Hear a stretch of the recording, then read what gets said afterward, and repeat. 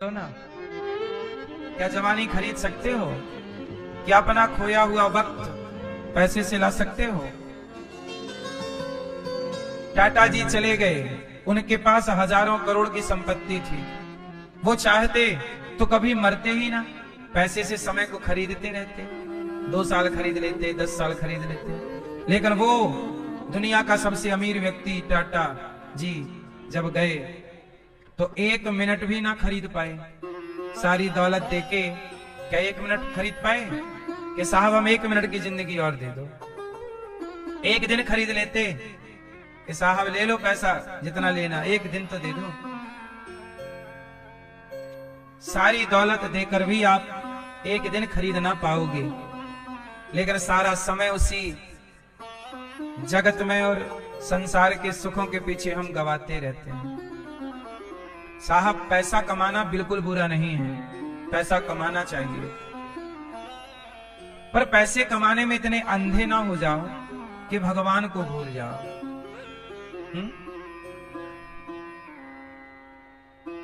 पैसे में अंधे कौन हो गए? दौलत में अंधे कौन हो गए? डबल अंधे। कौन? धृतराष्ट्र। धृतराष्ट्र एक तो जन्म से अंधे, दूसरा पुत्र के मोह में अंधे, तीसरा पांडवों का धन मिल जाए इस लालच में अंधे हो गए। इतने अंधे हुए कि उन्हें यह भी ज्ञान ना रहा कि ये द्रौपदी तो मेरी बहू है, इस बहू के कपड़े उतारे जाएंगे सभा में तो ये मेरे ही तो कुल खानदान की बहू है, अपमान तो मेरा भी होगा, मेरे घर की इज्जत है ये। इतने अंधे हो गए कि उन्हें खुद की बहू नजर नहीं आई। जबकि द्रौपदी कौन है? धृतराष्ट्र के छोटे भाई पांडु के पुत्रों की पत्नी। द्रौपदी के ससुर लगते हैं धृतराष्ट्र, बड़े ससुर।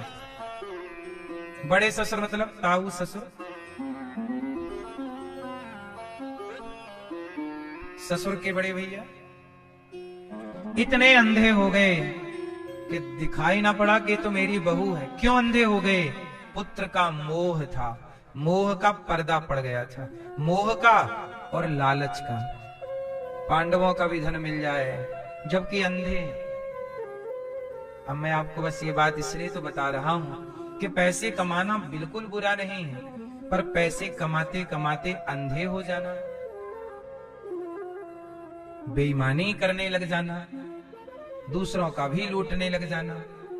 ईमानदारी से कमाओ वो धर्म है, पर धृतराष्ट्र की तरह कमाओगे अधर्म है। और वो सधर्म का परिणाम क्या हुआ? धृतराष्ट्र के सामने ही महाभारत हुआ। संजय बता रहे हैं कि महाराज आपका एक बेटा मर गया। अच्छा। दुशासन की छाती भीम ने फाड़ दी। अच्छा। हे भगवान, अब भगवान को क्या? वही भगवान जिसको तुम पुकार रहे हो, वही भगवान तो आया था तुम्हें समझाने कि पांडवों को दे दो 5 गांव, ना लड़ो भैया। तब तो तुम्हें वो भगवान समझ में नहीं आया, और अब जब तुम्हारे बेटे की छाती फट गई तब तुम कह रहे हो हे भगवान। और वही भगवान आया था समझाने, तब समझ में नहीं आई। इसलिए कहता हूं धन दौलत से एक दिन खाली होगा हाथ।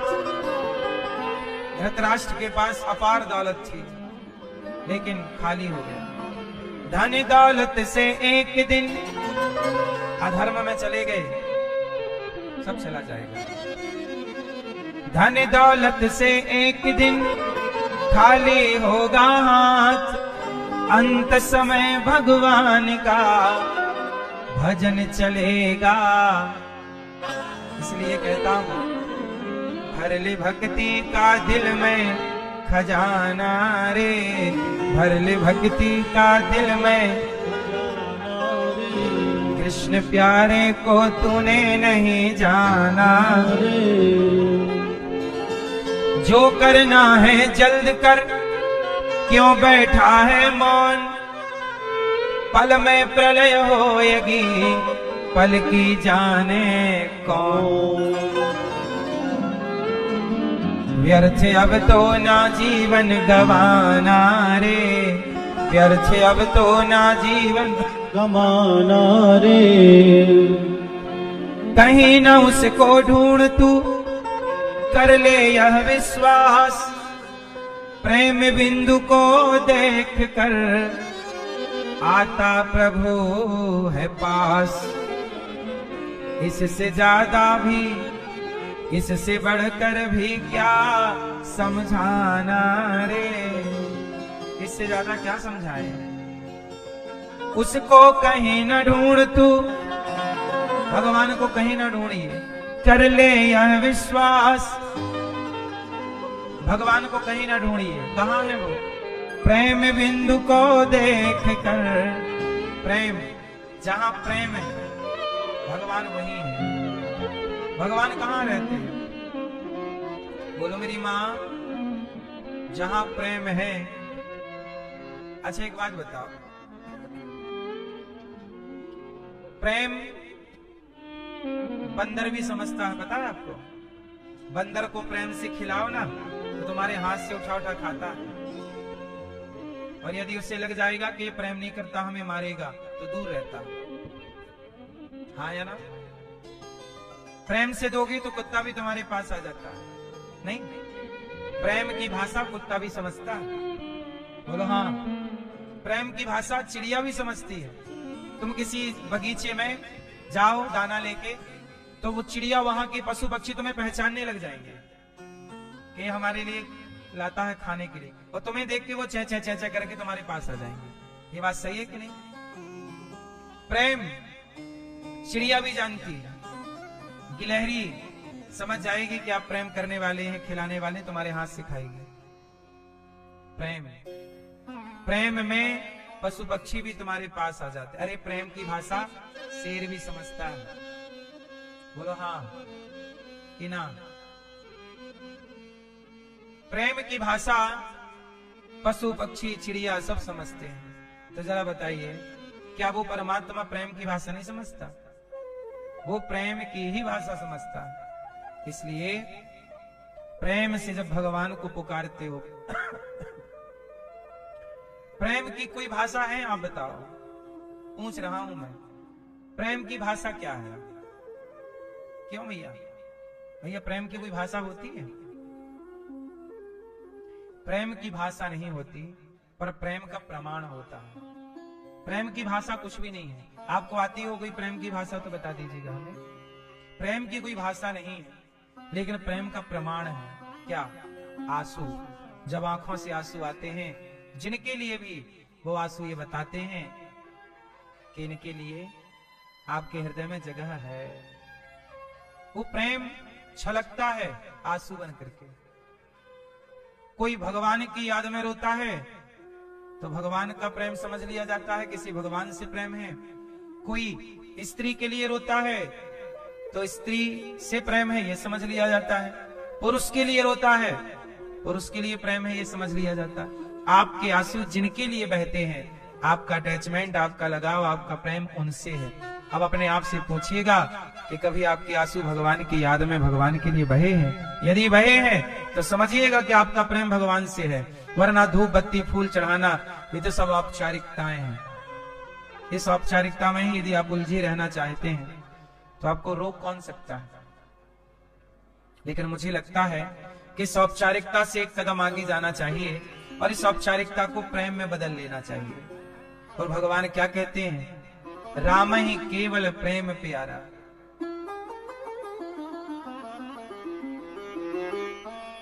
राम ही केवल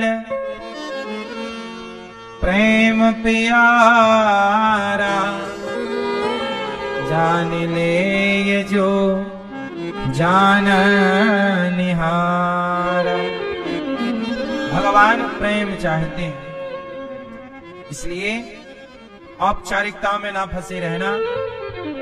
अच्छा, ये प्रेम कहां से होगा? भागवत से।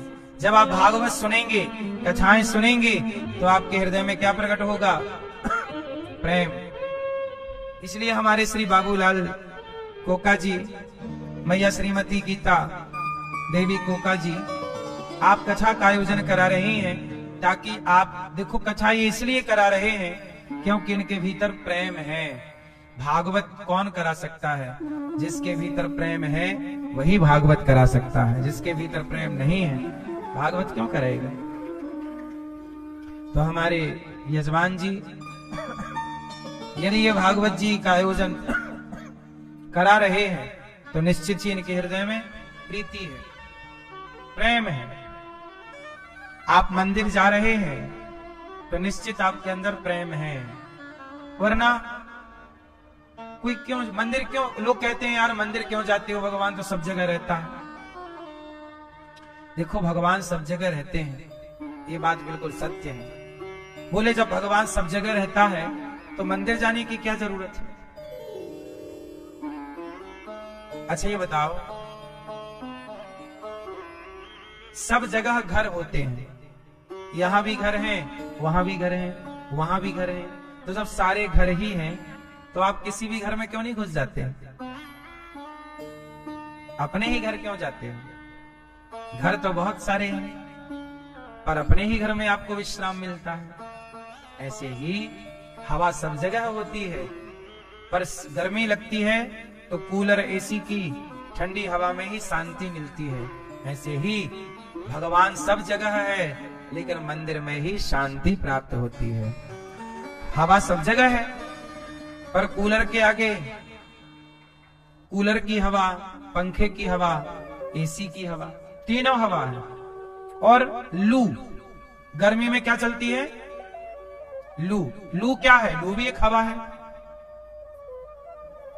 लेकिन लू की हवा से लोग बचते हैं और कूलर की हवा चाहते हैं, एसी की हवा चाहते हैं, मिल जाए। हवा दोनों है, सही है। जैसे हवा सब जगह है लेकिन एसी कूलर की हवा गर्मी को शांत करती है, ऐसे भगवान सब जगह है पर मंदिर में भगवान हमारे चित्त को शांत करते हैं, हृदय में शीतलता भरते हैं। तो मंदिर में इसलिए लोग जाते हैं शांति का अनुभव पाने के लिए। पॉजिटिविटी ज्यादा है। जहां सदा कीर्तन होगा, सत्संग होगा, संतों का चरण पड़ेगा, वहां पॉजिटिविटी तो होगी। इसलिए तीर्थों की, आपके गांव के मंदिर देखो, आपके शहर का मंदिर, आपके गली का मंदिर और वृंदावन के मंदिर, अंतर है। मंदिर वहां भी है, मंदिर यहां भी है। अंतर क्या है? पॉजिटिविटी का अंतर है। ये वृंदावन वो वृंदावन है जहां भगवान के चरण पड़े,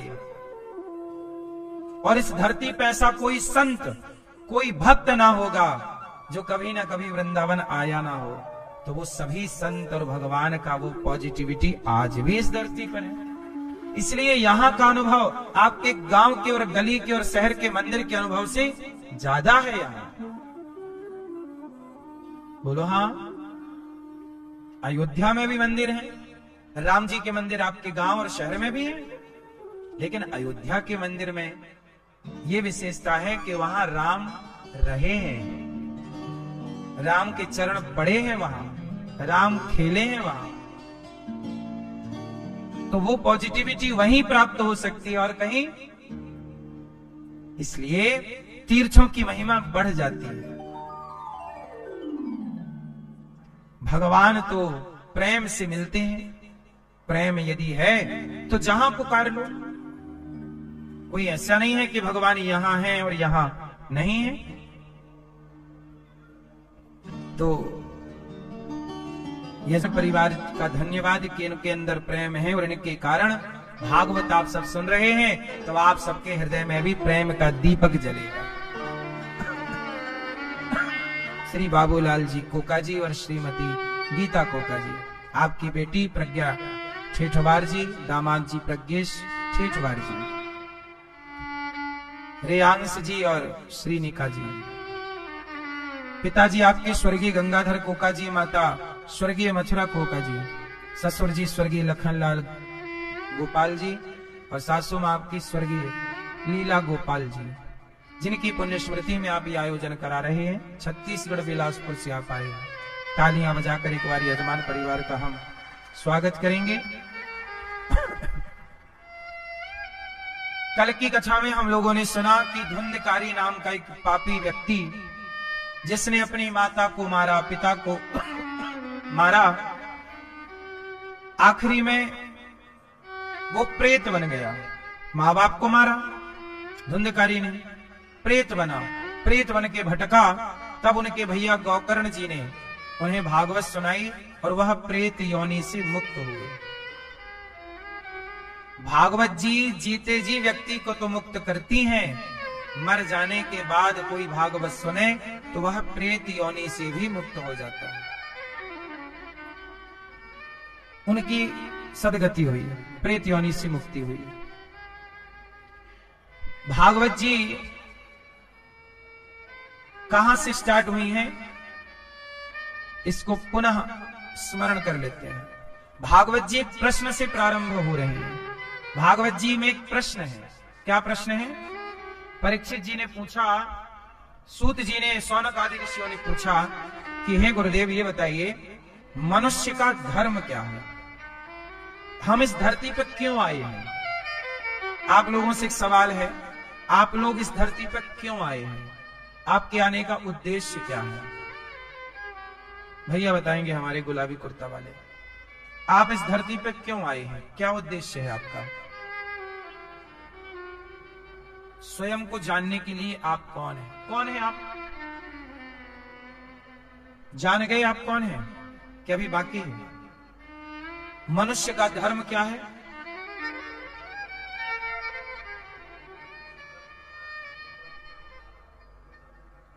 ठीक है, पीछे वाले भैया बताएंगे। बताओ, आप क्यों आए हैं इस धरती पे? आने का उद्देश्य क्या है? हैं? भगवान को प्राप्त करना। अभी प्राप्त नहीं है भगवान? मैया जा रही हो मेरी मां? तो बताओ आप इस धरती पे क्यों आई हो? ये उत्तर दे दो फिर जाना। आने का उद्देश्य क्या है आपका? इस धरती पे क्यों आई हो? हैं? सेवा करने। किसकी? भगवान की। पति की नहीं, सास ससुर की नहीं। हाँ सही। हम इस धरती पर क्यों आए हैं? हमारे आने का उद्देश्य क्या है? ये जान लेना बहुत आवश्यक है। कुछ लोग कहते हैं ना, हम क्यों आए हैं? क्यों आए इस धरती पे? हम क्यों भेजा भगवान ने हमें? क्यों आए भाई आप इस धरती पे? क्या उद्देश्य है आपका? है? ठीक है।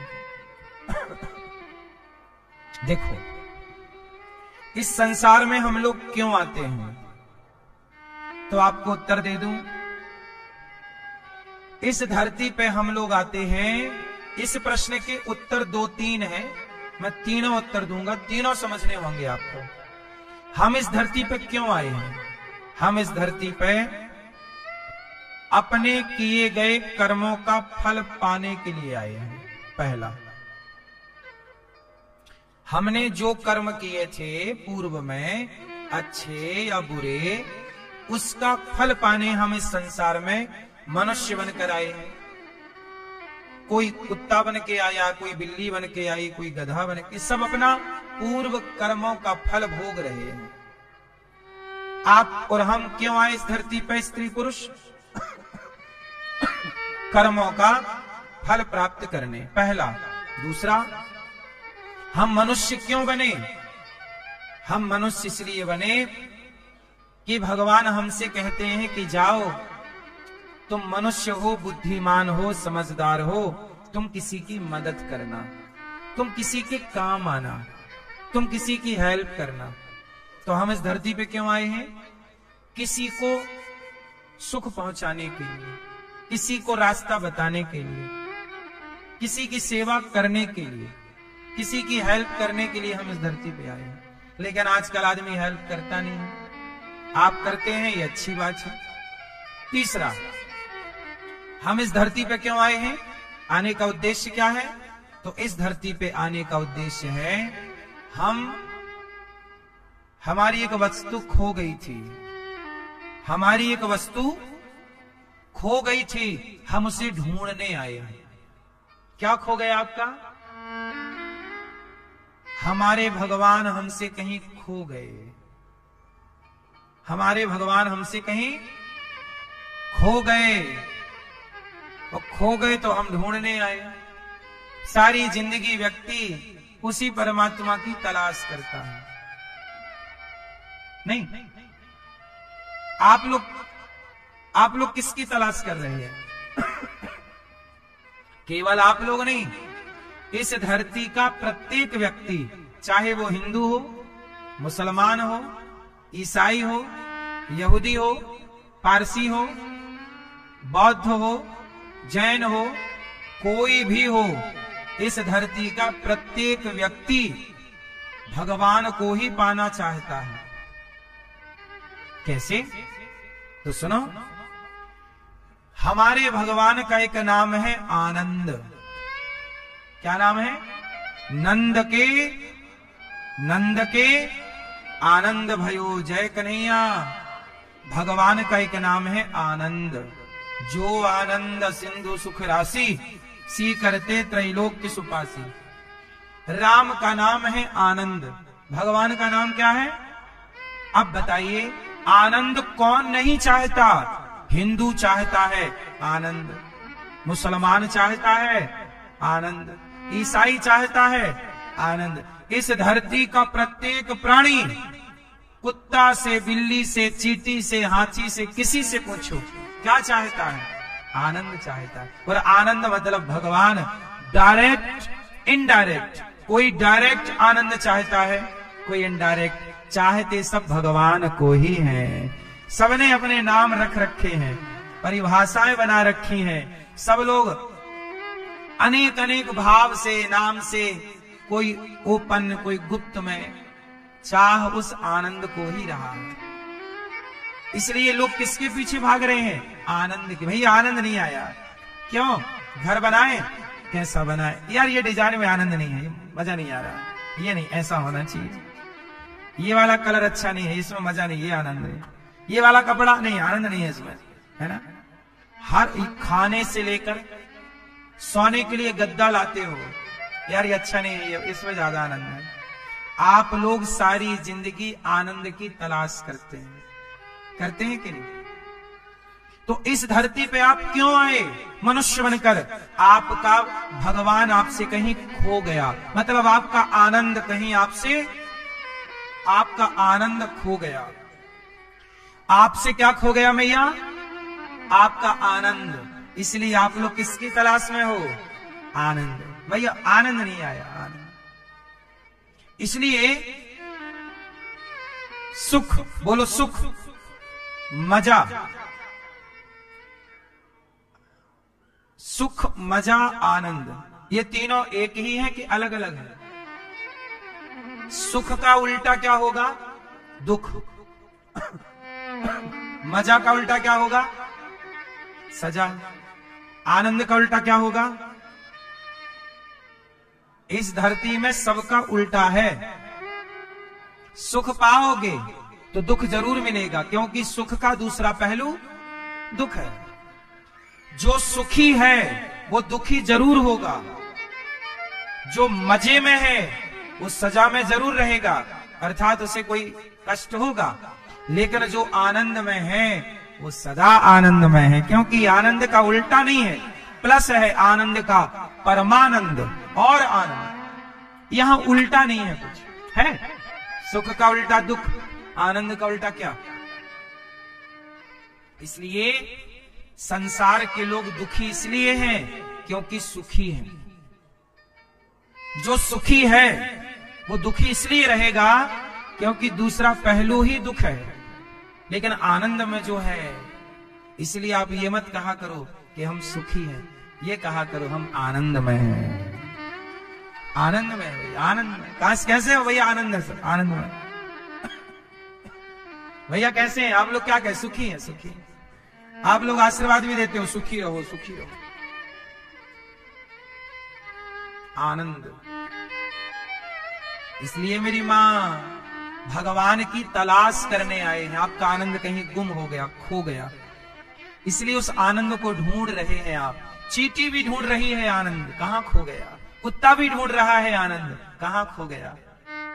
पक्षी भी ढूंढ रहे हैं आनंद, कहां खो गया। जिसे आनंद मिल गया वो पेड़ की छांव में सुखी हो गया, पेड़ की छांव में मस्त है। और जिसे आनंद नहीं मिला वो सोने की लंका में भी परेशान है।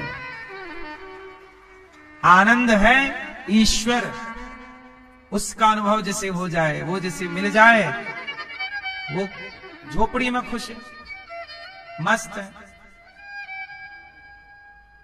इसलिए कहता हूं, मानव शरीर क्यों पाए हो? कर्मों का फल भोगने के लिए और खोए हुए आनंद को। अच्छा ये बताओ, आनंद कहां है? वो जिनके जीवन में मिला सत्संग है, उसे हर घड़ी आनंद ही आनंद है। जिसे सत्संग मिला उसे आनंद मिला। शास्त्रों का सार सुख देने सुख होत, दुख देने दुख होत। अब प्रश्न दूसरा है, मनुष्य का धर्म क्या है? आपका धर्म क्या है? हाँ, हम मनुष्यों का धर्म है सेवा। पर हित सरिस धर्म नहीं भाई। पर हित, लोगों की सेवा करना, समाज की सेवा करना, मैं किसी के काम आ जाऊं, ये भाव रखना ही धर्म है। सबका धर्म अलग अलग होता है, स्त्री का अलग, पुरुष का अलग, राजा का अलग, प्रजा का अलग। सही है? भगवान के अवतार कितने हैं? कितने अवतार हैं भगवान के? कौन कौन से? कितने अवतार हैं मैया भगवान के? मैया, 10वां वाली मैया, 24 नाम बताओ भगवान के। वैसे तो अवतार अनंत हैं, हरि अनंत, हरि कथा अनंत, पर मुख्य अवतार 24 है। कौन कौन से अवतार? नारायण, नारद, हरि, कपिल देव, श्री राम, हंस, हयग्रीव, मोहिनी, दत्तात्रेय, सुखधाम, नरसिंह, वामन, व्यास जी, ऋषभ देव, कुमार, यज्ञ पुरुष, धनवंतरी, बुद्ध, कल की अवतार, पृथु राजा, बारह पुनि, कृष्ण चंद्र भगवान, परशुराम, मत्स्य, कमठ, पद्म पुराण प्रमाण। भगवान के 24 अवतार हैं। पहला अवतार सनकादि, सनक, सनंदन, सनातन, सनत कुमार। दूसरा अवतार वाराह, तीसरा अवतार नारद जी, चौथा नर नारायण, पांचवा कपिल देव जी। भगवान ने अनेक अवतार क्यों लिए? सवाल ये खड़ा है, क्यों अनेक अवतार लेते हैं?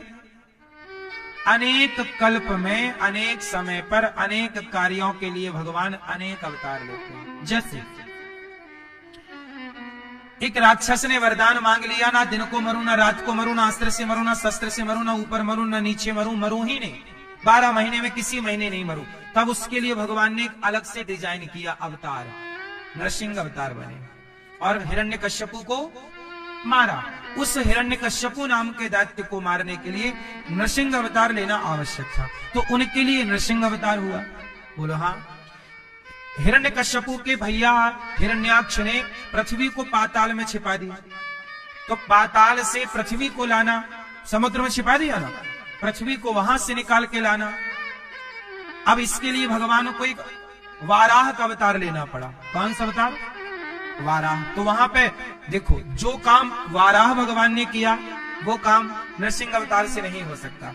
हर अवतार के पीछे कारण है और कारण बिल्कुल ठोस है। इसलिए भगवान अनेक परिस्थिति, अनेक सिचुएशन, अनेक कारणों के कारण भगवान ने अनेक समय पर अनेक अवतार लेना पड़ा। तो नरसिंह बन के आए, वामन बन के आए, फिर वामन राजा बलि के लिए 3 पग भूमि नापने छोटे से बने, भैया भिक्षा दे दो, 3 पग भूमि। एक बार क्या हुआ, कि रावण का अत्याचार बढ़ गया। तब रावण के अत्याचार को समाप्त करने के लिए भगवान को एक अवतार लेना पड़ा, राम। कंस का अत्याचार बढ़ा, अवतार लेना पड़ा कृष्ण। बोलो हाँ। तो जो काम राम से हुआ, क्या वो काम कृष्ण से होता? या जो काम भगवान कृष्ण ने किया, क्या वो राम कर सकते थे? हर अवतार की तो मर्यादा है। राम ने रावण को मारा, राम ने एक विवाह किया, वो राम के ऊपर सूट करता है कि ये मर्यादा पुरुषोत्तम। लेकिन भगवान राम बहुत सारे विवाह नहीं कर सकते थे, तब उन्हें कृष्ण बन के आना पड़ा। और बहुत सारे भक्तों की डिमांड थी कि हम आपको पति के रूप में चाहती हैं, तो उनके लिए कृष्ण अवतार के आओ। और किसी अवतार में इतनी सारी पत्नियों को स्वीकार नहीं किया, लेकिन ये जो पति के भाव से भज रही हैं, वो जाए कहां? उनके लिए एक सेपरेट अवतार लिया भगवान ने, कृष्ण। ये कृष्ण अवतार है। एक अवतार में ये लीला करना है, केवल विवाह करेंगे। एक अवतार में केवल एक विवाह करके मर्यादा की स्थापना करेंगे। एक अवतार में विवाह ही नहीं करेंगे। वामन अवतार में विवाह नहीं हुआ, नरसिंह अवतार में विवाह नहीं हुआ, कपिल अवतार में विवाह नहीं हुआ। बोलो हाँ। भगवान के बहुत अवतारों में भगवान का विवाह नहीं हुआ। वो अवतार तनिक देर के लिए हुआ, कार्य हुआ और पूरा हुआ। भगवान, अब आप लोग बताइए मुझे कि भगवान का वो कौन सा अवतार है जो अवतार इस धरा पर सबसे लंबे समय तक रहे? आप लोग बताइए। पीले भैया बताएंगे वो कौन सा अवतार है जो अवतार लेकर भगवान इस धरती पर सबसे लंबे समय तक रहे? चश्मा वाली मैया, कौन सा अवतार है? कौन सा अवतार है? वो कौन सा अवतार है जो अवतार लेकर भगवान सबसे, वामन भगवान का अवतार तो हुआ और भगवान लीला पूरी करके पाताल में गए, द्वारपाल बने रहे, लक्ष्मी जी लेकर चली गई, कुछ टाइम तक रहे। नरसिंह अवतार आए, हिरण्याक्ष को मारा, लीला पूरी की, और नरसिंह अवतार लिया अवतार और छुट्टी। भगवान कृष्ण भी 125 वर्ष तक रहे। सबसे अधिक समय तक रहे भगवान राम। कितने साल रहे? 11,000 वर्षों तक। वाल्मीकि रामायण के अनुसार, भागवत जी के अनुसार 13,000 वर्षों तक। तो आप 11 समझिएगा, 11,000 वर्षों तक राम जी इस धरा पे राज्य करते रहे। तो राम जी का कार्यकाल सबसे लंबा है, ज्यादा है। इसलिए राजाओं के आदर्श राम हैं। राजाओं के आदर्श कौन? क्योंकि राम राजा के लिए राजा बनकर दिखाए, पुत्रों के लिए पुत्र बनकर दिखाए। इसलिए हर बेटे का आदर्श राम है। राम राजाओं के आदर्श तो हैं। मैं कैसा बेटा बनूं राम की तरह? आप कैसा बेटा चाहते हैं? जो आपकी आज्ञा का पालन करे ऐसा, कि ना करे ऐसा? करे तो किसने किया? राम ने। तो राम जैसा आदर्श बेटा, राम जैसा आदर्श राजा। बोलो हाँ। आप अपना भाई कैसा चाहते हैं? एक भाई है बाली, एक भाई है रावण विभीषण, बाली सुग्रीव, ये सारे भाई उसी काल के हैं। रावण ने भाई को लात मार के निकाल दिया और बाली ने सुग्रीव को खूब मारा, लाते ही लात, चल खाली करना, चल। इतना मारा कि अब मिल जाए तो मार डाले बाली ने सुग्रीव को। तो ये भी दो भाई हैं। और उसी कालखंड में राम हुए और भैया भरत हुए। तो भाई कैसा हो? ये धरती मैं मानव जाति पनपी हुई है, लेकिन उस मानव जाति को ये नहीं पता कि मैं कैसा बेटा बनूं, मैं कैसा भाई बनूं। तो मानव जाति में भाई कैसा हो, बेटा कैसा हो, राजा कैसा हो, ये समझाने कौन आएगा? भगवान आएंगे। तो भगवान ने राम का अवतार लेकर हर प्रकार के प्राणी को समझाया कि राजा बनो तो ऐसे, पुत्र बनो तो ऐसे, भाई रहो तो ऐसे। एक आदर्शमय जीवन जीकर के दुनिया को दिखाया राम ने कि आइंदा तुम ऐसे जियो मेरी तरह। तो भाई बनो तो भरत जी की तरह, राम की तरह, लक्ष्मण जी की तरह, रावण और बाली की तरह नहीं कि बाली को मारे, भाई को मारे अर्थात। क्यों? आजकल ऐसे भाई ज्यादा दिख रहे हैं। भाई भाई का केस चल रहा है कोर्ट कचहरियों में, एक दूसरे का मर्डर कर रहे हैं भाई, है ना? इनको राम का आदर्श समझना चाहिए।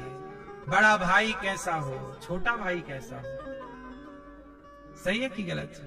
तो राम को बनना था ना आदर्श, इसलिए राम का जीवन बिल्कुल खिंचा हुआ है, कसौटी में खड़े हैं राम, बिल्कुल मर्यादा पुरुषोत्तम।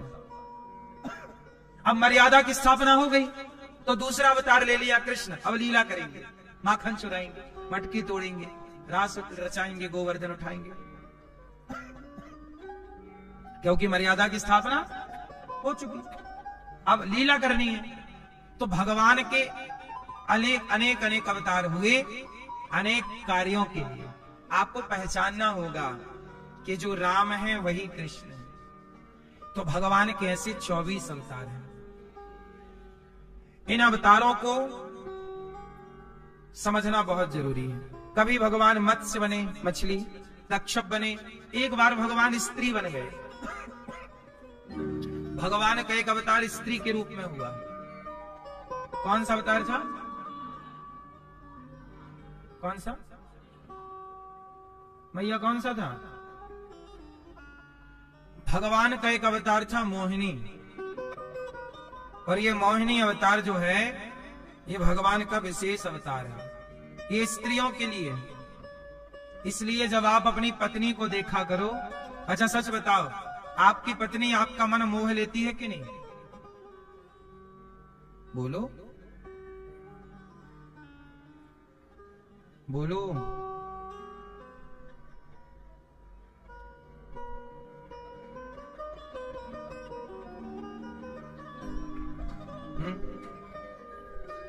यदि आपका मन आपकी पत्नी मोह लेती है तो मोहिनी भगवान की कुछ आंशिक छवि झलक उनमें है। बोलो हाँ। सच बताएं, मोहित करने की जो कला है जहां जहां है वो भगवान से तो आई है।